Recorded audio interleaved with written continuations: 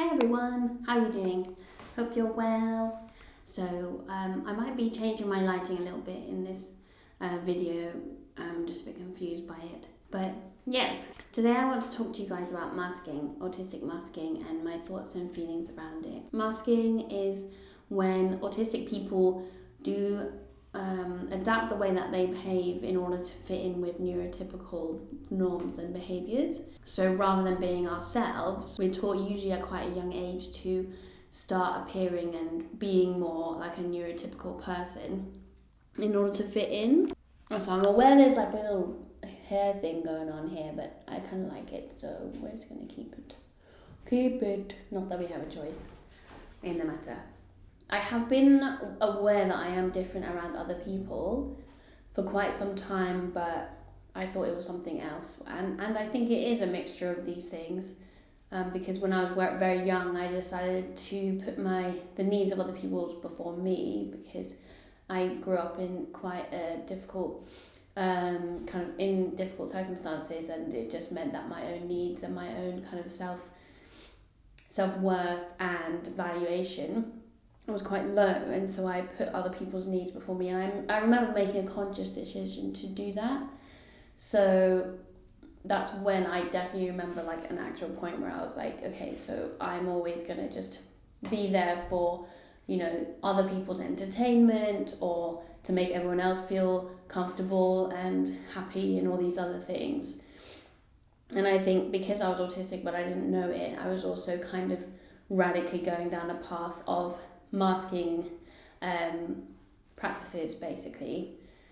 So there is a test you can take which measures your masking level, as it were, like the amount that you mask, because obviously it's very different within like autistic groups, and we're not all the same, obviously. So some people will mask a lot more than others. Some people may or may not be able to mask. And so I did this test, and I think I got one of their highest scores that they'd ever recorded. It was nearly like the maximum possible, basically. And I do kind of agree with those results for my own life. So one of the reasons why I wanted to talk about this is because it kind of is quite mind-boggling, and it is something that I find very difficult and quite hard to like work out and contend with, because everyone is different around other people. But a lot of autistic people, because they start from such a different place in terms of socializing norms and socializing expectations, sometimes it means that they do like masking or kind of changing their the way they are to fit with neurotypical norms and social like practices and social, like the way that people do things in society in terms of social situations and those kind of expectations.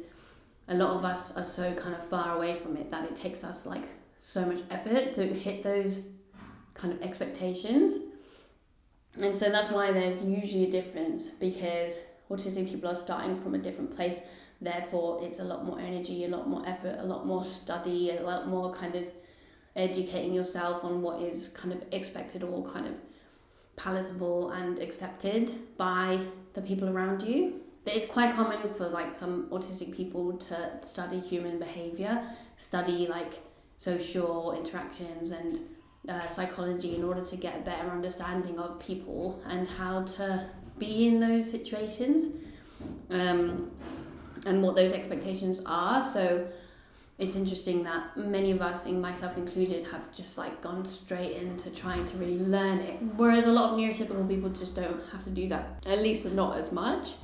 And the reason why I'm stressing the difference is because I'm trying to share that it's a lot of energy and a lot of effort, and it takes a huge amount of takes up the capacity of someone who's neurodiverse more, because of what I'm saying. It has been reported as something that takes up a huge amount of people's kind of resources within themselves, and that I can definitely attest to that. I find that's very true.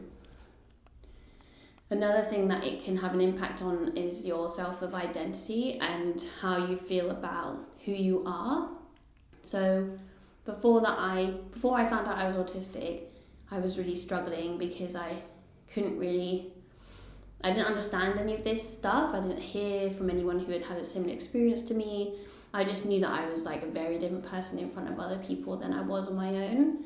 And again, I'm saying like lots of people have that, but I think it's just very, I just wouldn't share my darkness with people in the same way that I would experience it on my own, for example. I am honest with people, and I am like myself as much as I can be, but I don't know, it's just very kind of, I try to give them like the happiest, best parts of my personality, and I don't want to like hurt them, so I kind of take all that negativity and I make sure I kind of keep it somewhere else.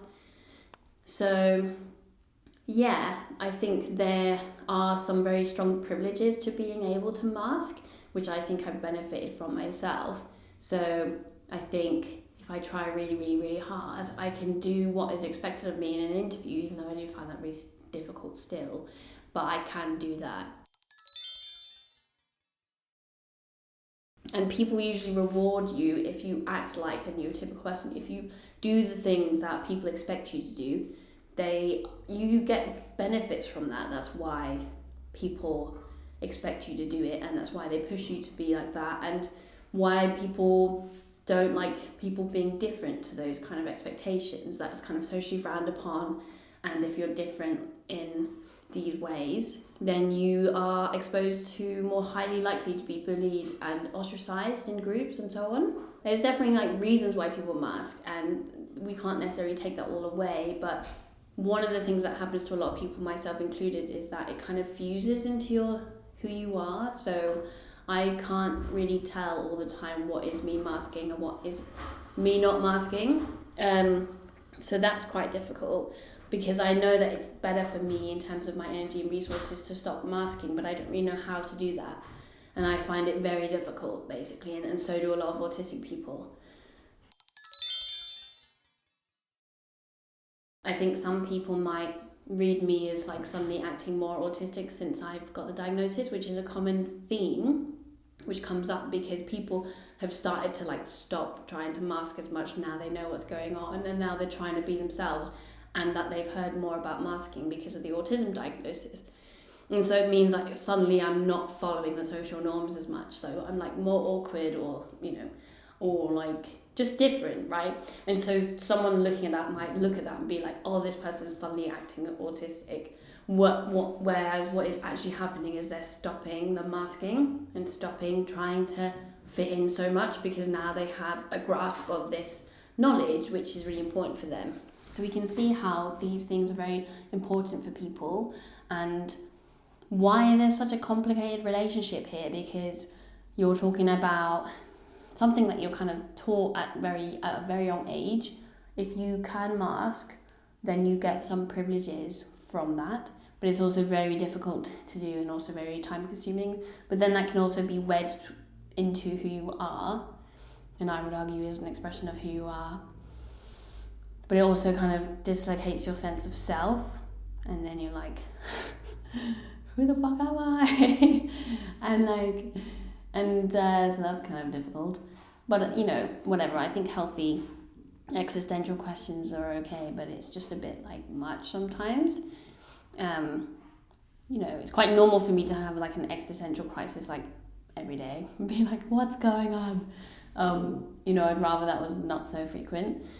And yeah, I think not masking has like a lot of risks attached to it, but then some of us, we want to do that and we need to do that, and some of us can't mask. What has to happen is like society needs to understand this area, but also just to accept a wider way of being and a wider way of socializing and a wider way of expressing yourself and like existing in a body. So I think that's what we really need to look at. Personally, that's my view. So after my diagnosis, I have tried to mask less, but I've got like quite a lot of like mixed reactions. Like some people are really positively affirming and supportive, and I think some people find it quite anxiety provoking, especially if my natural self is quite anxious. And if I'm honest about that, or if I express that, and that would be, in my view, not masking, because masking, I'll just hide all of that. That can be quite hard for other people to hold or to understand or to empathize with. A lot of people see other people's anxiety as like a commentary on their personal company, rather than just how someone is, and they can find it quite hard to accept. You know, when people are like, just don't be anxious, it's like, yeah, well, that sounds like a great idea. Like, I don't even know like what that would be like as a human being to not be anxious, but it's just like that kind of advice, or like, you know, people's responses like that are not helpful at all. So it would be helpful if like people got more used to like holding anxiety within other people as well as themselves, say, and kind of, you know, it might be worth saying like things like, for example, you know, are you okay? Like, just let me know if you need anything that will make you feel better, kind of thing. So yeah, I think more kind of empathy around that would be really helpful. Another thing that I found is that when I'm just myself, I just talk about things very honestly and directly. I mean, I usually do that, but one of the things I found is that people find when I talk about stuff in a real way, they like misinterpret that as like being negative. And we have, in my view, a really unhealthy story and narrative and expectations around like always being positive, like all the time, and just repressing our emotions and always being like, everything's great. Oh my God, the world is burning, but that's just so great. And that's just fabulous. And I'm like chronically ill and I'm in loads of pain. But if I have a positive mindset, everything will be better. And I will suddenly feel not chronically ill, blah, blah, blah, blah. Like, these are really difficult, damaging things for chronically ill and disabled people and any underrepresented group. You know, if you just be like, just be positive to them, it's just very reductive and minimizing their experiences, so on and so forth. So for me, the way that I interact with people is I'm honest, and, you know, that means that I'm sometimes not going to be like, everything's fab all the time. And, you know, I find that more genuine and more real and more like connectivity. I'm just a bit like, why would you want someone to lie about how they are and just pretend they're fine when they're not? Like, why did you bother asking them how they are if that's what you want and that's what you mean? Like, why don't you just not talk to them and just leave them alone and let them be themselves? I find that very difficult and also very harmful and ableist for people to just kind of shove their like just be positive stuff on other people. And it's kind of connected to like spiritual bypassing, when you get these kind of hippies or whatever, like these people like, well, I used to be one of them, when I was like, oh, well, you know, just meditate yourself into happiness. I'm just very simplifying it because I'm annoyed. But these things are incredibly harmful for people that have like legitimate reasons why they're struggling, and like, it's never good to repress your emotions. Well, it can be okay to do it in certain situations and in certain times, but people that are repressing their emotions, that can manifest in bad health problems and can really harm them, and so on and so forth. So I don't recommend that. And part of me actually being positive means that I have to be negative. That's just a part of it. So you know, positive or negative, however you want to frame these things. But the thing is, it's like, I don't even think these are negative things. It's other people's projections of my stuff saying it's negative when I'm just talking about something that I find is very neutral. So if I'm talking about like how I'm doing, yeah, some of it will be like a negative thing, but some of it will just be like, yeah, I'm just managing, you know, being disabled or being chronically ill. And someone will be like, oh, that's so negative. It's like, that's your perception of that. I don't actually think those things are that negative. Yeah, like certain parts of that, yeah, like pain's not great, but it just shows other people's prejudices when they do those kind of things and they say those kind of things to you. I think those are some of the things in terms of interactions, and I think I like doing slightly different things to people in terms of not masking as much when I'm socially interacting, such as like checking in that everyone's comfortable and doing things that other people wouldn't normally do if I was like masking for neurotypicals or to fit in with neurotypical culture. So I definitely think that the way that I socialize, say, would be a bit more like awkward and just not really working in a smooth and like classy kind of like standard way. So it would just be a bit more like, oh, just checking in about this and like, oh, like, and for me that's absolutely fine. I love that, and you know, I really vibe with people that also love that kind of thing, but not everyone likes that, you know. You can't really do that in an interview or like most social interactions or in the workplace, blah, blah, blah. You are valued more and people like you more when you are masking and you're, you know, essentially doing these things to survive, and you have to change your authentic self. Whereas when you are your authentic self, you are less likable and less rewarded and less privileged and actually more exposed to harmful behaviors. So yeah, as someone said on TikTok, that's kind of a weird thing to know, that people prefer you when you're someone else, you know, compared to who you are authentically. That's weird. I don't think that's a problem with me. I think that's a problem with society. Oh my god, we haven't even talked about like gender expectations and all these other things that you're like, what is going on? You know, because as someone who's non-binary, like I've never found like gender roles something to be like woohoo about, and they're not very like good for like equality and stuff like that. But basically, when you introduce all those other things, it's also a minefield, and you kind of, yeah, if you don't follow like society's expectations from the social norms to the gender norms and stuff, that again like exposes you to like harm. It's a very complicated, very nuanced, very like, there's a lot going on about this just one tiny part of being autistic.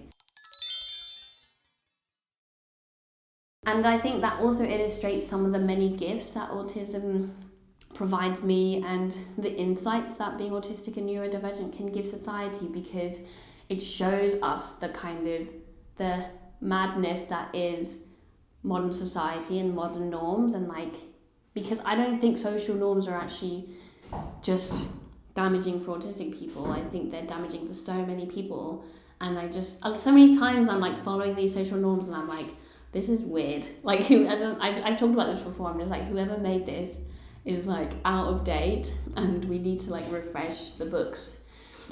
And I think that's something so wonderful that can come out of having these discussions and talking to neurodiverse people and autistic people and people that are outside of the norm, because they can inform a totally new, revised, kind of refined way of communicating. And that's one of the things I'm like, I love the way I communicate. Sorry to sound really arrogant, but just let me. Yeah, I just think it's very effective, and we would really not be wasting as much time if I could just be myself, and the same for everyone else. I just think all the like lots of the stuff around like everyone like not really saying what they mean, and you know, everyone not really caring how each other are doing, and I just think those things are just really toxic. So yes, and I think some of the other things that I do when I'm trying to demask is like, I do a lot more stims. So I do like, do these kind of things, and I make like different noises as well. So I clap my hands, especially when I'm excited. And yeah, and I make noises like, I say lots of yays and wows, and I also sometimes just make noise like, and like stuff like that. If I'm really upset, I'll make sounds like, and like I can do that for quite a while, until I feel better. And obviously some of the demasking would include having a meltdown and stuff like that, but I think I'm actually happy that I mask about that and that I only have those in private. Like, I don't think I want to have a meltdown in front of people, and I'm lucky that I feel like that, because I just feel like it would make me more stressed out if I had a meltdown in front of people. But you know, not everyone has that privilege, and me feeling happy about that is like a subjective thing, you know. Some other person might feel fine about having a meltdown in front of other people. I'm just very conscious of like harming other people, or like, not like physically or anything, but just them being a bit freaked out by me being freaked out. I don't know how this is going to go, but I'm going to try to have some examples of like what I would be in a social situation if I was masking, and how I would be like if I wasn't masking. And just some caveats or disclaimers that I am still struggling to like know what is demasking, and I don't know if I'll ever be able to properly demask, but I will show you what I've been trying to do and what it's like, and then you can see the difference, and you can see why people like prefer masking, you can see that it fits within what society expects you to be like. Okay. Let's try masking Nadia. This might just be the same. I don't know what's going to happen. Let's just see. Hi, how are you doing? Good, thanks. Hope you're well. Thank you. Wow. Yeah. How's your family and stuff? How's that going? Yeah, my family all good, thank you. Yeah. Yeah. Donna's doing great. Yeah, of course. I'm doing great. Yeah, how's work? Yeah, work's alright. Not too bad. Yeah. How about you? Yeah, same. I'm good, thank you. Everything's going well. Yeah, work's going well, and I've been a bit ill. Got COVID recently, but you know, it's all. I'm lucky not to have worse symptoms, and yeah. I don't actually know what else to say. I'm like, oh my god, why do people socialise like this? It's so terrible. Sorry, my partner's doing building work. I don't like it, the noise. I'm not masking anymore, as much anymore. That's probably obvious. Alright, let's try the, I don't know. Let's try the masking. Maybe you won't see a difference. Okay, demasking Nadia. Firstly, it would be really hard for me to come and meet you because I'd be like, fuck. I don't know, I'm anxious. Hey, Nadia. How are you? Hey, Hey. how are you doing? We're good. How are you? How's everything? Yeah, it's all going well. Oh, just You yeah, okay? I think everything's okay. That's good. Yes. How's everything for you? Oh, yeah. Yeah, how am I? I've just been, I haven't been great actually. I've just had COVID and it's been a bit whack because we haven't been able to go to Ireland and I really spent a lot of money on it and yeah. But I'm really pleased that I don't have severe symptoms because I don't want anything else to deal with in terms of chronic illness and stuff. So that's good. And I feel like, that it's just a bit shit for everyone at the moment, isn't it? Yeah. Everyone's just having a bit of a bad time, and I'm just quite aware for everyone else. Also, I should probably ask how you're doing because I know that's socially expected. I probably wouldn't say socially expected, but I'll be like, oh yes, how are you doing? It's important that I also center you in the conversation as well. Yeah, I'm alright. Just getting along really. To which I wouldn't be looking at it as much, the camera. I'd be looking next to it sometimes. And I'd be like, right, now you should look. No, that is masking. Oh yeah. So yeah, I wouldn't be looking at the camera as much. Yeah, my back hurts a little bit. Oh, I'm sorry to hear that. Thank you. Boo. Well, just let me know if you need anything. I know it's a really difficult time for everyone, and even though we don't know each other super well, I just feel like if you're comfortable and you're happy with it, you can always chat to me about stuff if that's okay. If you want to. Content note, mental health. So I definitely have been in contact with lots of friends who are struggling with their mental health, and I think as queer and trans and autistic disabled folks, I think a lot of us are just having a hard time at the moment, especially because it's Christmas and I hate Christmas. But I hope that's alright. I hope that's not too forward. That's fine, dude. Okay, that was hard. Mainly because I was pretending to talk to myself or to talk to someone, and so that was difficult for that reason as well. But I hope you do see some differences, if not just nuance, but quite clear differences between how I was moving and tones of my voices. When I wasn't masking as much, I go a bit more when I'm excited. Although there is some stuff about monotones. Yeah, it's just complicated. I don't even know where to start. But I do also think my voice changes to be socially acceptable as well. I think maybe I am more monotone apart from when I'm really anxious or excited. Again, a bit of a stim. And you'll see some more of those stims, the physical stims, clapping my hands and stuff. and like moving a bit like this. I would also probably hum or like hum sometimes, and that helps me to like feel better. But I can't really do that in the like normal situations with people. I can a little bit, but if you're always humming around people, it's just not. Yeah, I did it in the workplace, and people like saw it as like a negative thing and like something that was like something to pick on me about, and to see me as like lesser than. It's really weird. People are weird. So I hope you can see some kind of difference, and I'm happy to like keep having a look at this, and just, yeah, you can come with me on this exploration. Neurodiverse exploration. I mean, you probably still see some social expectations and some kind of masking still embedded in how I am. And I just want to stress that like it doesn't mean that I'm not myself, or that I'm two-faced, or it doesn't mean any of those things. It's just how, like, again, everyone masks, firstly. And secondly, it's just a very valid way of people surviving, and it's very legitimate. And, you know, there may be a world in which I can never demask, or, yeah, it's just, yeah, or maybe I'll just stay at home and never adopt anyone again, which doesn't sound super bad. But yeah, hopefully I've like illuminated some of the things for you and have helped to educate you a bit more about this area, and why it really confuses me and kind of spins me out when I think about it, because we're talking about like a very paradoxical thing, which is normal. Like, I do a lot of work around paradox, because paradox is so common, because we like to think of things in binaries and like categories that are very straightforward. You don't really get that here. And it does kind of interact with your identity in quite a fragmented way.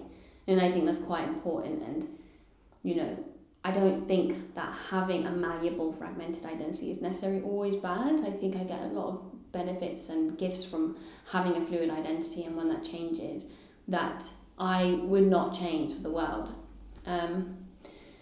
And simultaneously, it's not always to like share or for people to understand. And I would really encourage you to just, allow this to be absorbed if you like it. Thank you.